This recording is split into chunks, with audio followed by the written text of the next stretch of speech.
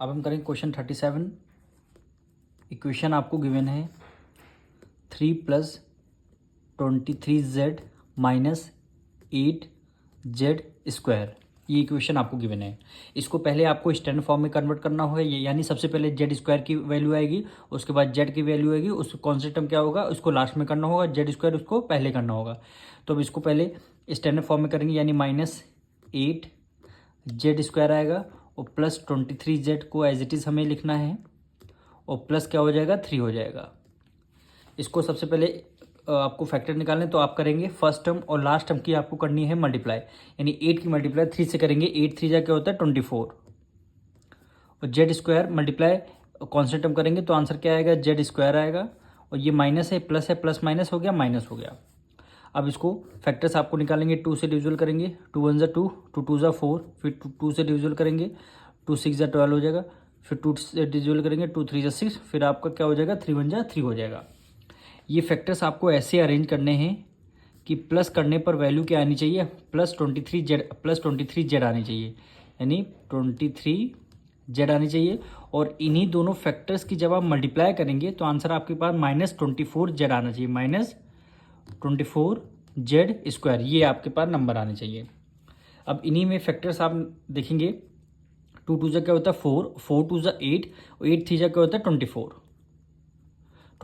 अब 24 है, यहाँ पे 1 है, ये भी तो फैक्टर्स है, तो इसको यहाँ से लिख लेंगे 24 1, यानी ऐड कर लेंगे, 25 ज़्यादा हो जाएगा तो आप करेंगे 1 को आप कर लेंगे माइनस में, यानी प्लस माइनस माइनस 24 में से 1 माइनस करेंगे क्या हो जाएगा 23, और दोनों में z को आपको लगा देना है। अब इसी दोनों फैक्टर्स को यहाँ लिखेंगे 24z और क्या हो जाएगा -1z हो जाएगा। 24 1 = 24, प्लस माइनस माइनस हो जाएगा, z की मल्टीप्लाई z से करेंगे z² हो जाएगा, यानी ये दोनों कंडीशन हमारी सेटिस्फाई कर रही हैं। अब फर्स्ट टर्म को एज इट इज़ हम राइट डाउन कर लेंगे, -8z, लास्ट टर्म को एज इट इज़ हमें लिखना होगा, केवल करना है मिडिल टर्म को स्प्लिट करना रहता है, यानी लिखेंगे प्लस 24z -1 का मतलब है क्या, केवल z लिख दीजिए आप, -z हो जाएगा +3 हो जाएगा। अब केवल मिडिल टर्म को स्प्लिट करना, देखिए रिवर्स करने पर वैल्यू आपकी यही आ रही है, प्लस माइनस माइनस 24 में से, ये आपका 24 में से 1 माइनस करें 23 आए, ग्रेटर नंबर कौन सा 24, ग्रेटर नंबर के साथ साइन कौन सा लगा है प्लस का साइन, इसलिए प्लस का साइन आ रहा है। अब देखिए आपको फर्स्ट 2 टर्म से कॉमन लेना है, देन लास्ट 2 टर्म से आपको कॉमन लेना है।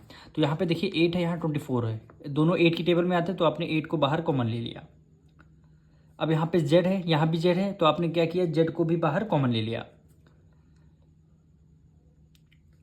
अब यहाँ पे माइनस है तो आपने क्या किया माइनस को बाहर कॉमन ले लिया, माइनस को भी कॉमन ले लीजिए। अब देखिए -8z -8z सब को आपने बाहर कॉमन ले लिया, अंदर क्या बचा आपके पास केवल 1 बचेगा, यहाँ पे स्क्वायर होगा z², सॉरी यहाँ पे स्क्वायर है, हाँ।